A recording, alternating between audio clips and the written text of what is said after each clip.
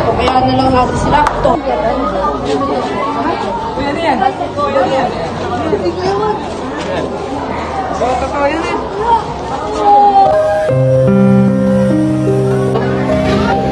Ano? Hindi ko na ito makuha. Pinakalaro na po yung kaibigan.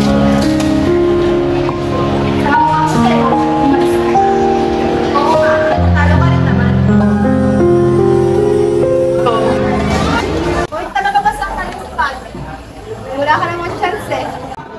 Kaya nga, siya pa talaga. Check ka na nga.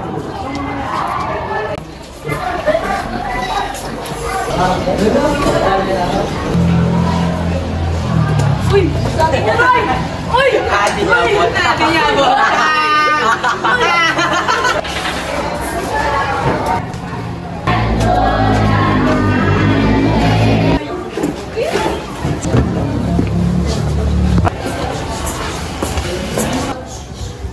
Let's show sinayang niya yung pagkababae niya. Ang masaklak pa, ginawa niyang loser. Eh ano naman? Gusto mo ilibig kita doon mamaya? Sige, saan ba? Doon sa fishbowl yung doon. Sige, mamaya. Napunta natin mga yun. Tingnan mo may mga tomboy doon eh. Ang weird nila, no? Mas nga kayo dito, baka nag-jowa ang babae dito. Eh ano naman, ba't nangyayalong kayo? Mas nga kayo dito? Tumulong sa atin. Oo, tara, puntayin natin.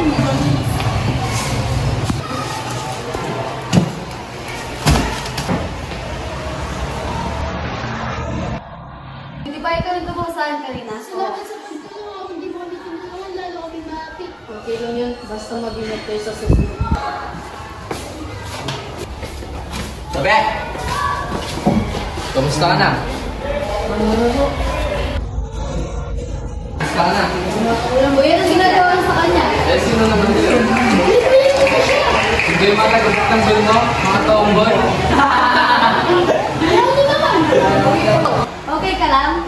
Dito, makapunga mo na. Pati din yung dalawang mama kanina.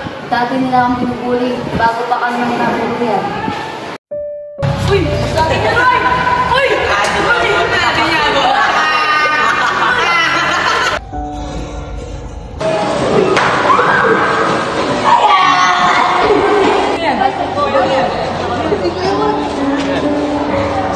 Pinakalaro na po yung kaibigan ko.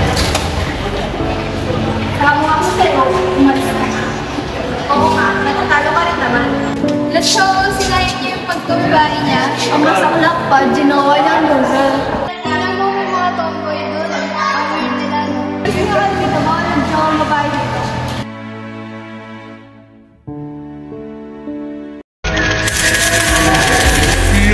Pangalawa ang Pilipinas sa may pinakamaraming kaso ng online na pang-abuso. Nagurian na ngayon ang Pilipinas bilang bullying capital of the world. Isang grade 10 student ang pinagbubugbog sa isang paaralan sa Isabel City, Basilan.